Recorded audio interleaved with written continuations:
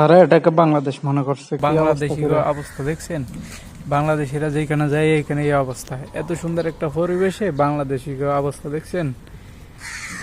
এদের অবস্থা দেখলে মালয় আর চায়নারা মাথায় হাত দিয়ে বসে থাকে।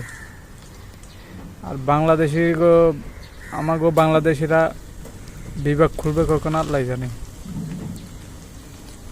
কত সুন্দর একটা পরিবেশ, এই পরিবেশ দূষণ করে খালি বাঙালিরাই। দেখছেন কি অবস্থা করে ফেললো। এ জায়গায় কিন্তু ডাস্টবিন আছে, ডাস্টবিনে লাগে না, কিন্তু ওই টিকে সব জায়গায় সবাই বাঙালিরা বসবাস করে, বাংলাদেশে থাকে অস্থায়ী বাবা আর কি। ও কোম্পানি আছে, কোম্পানিরা রুম দিছে, রুমে থাকে, খাইয়া দাইয়া এই জায়গায় এসে ফালায়, ধুম ধুম ফালায়। এটাও তোলা আছে কোম্পানি বাস। দেখছেন এই হলো আমাদের মালয়েশিয়ার বাংলাদেশি প্রবাসীদের কাম। এরা কোনো জায়গায়ও পরিষ্কার পরিচ্ছন্নতাভাবে থাকতে পারে না, থাকতেও চায় না,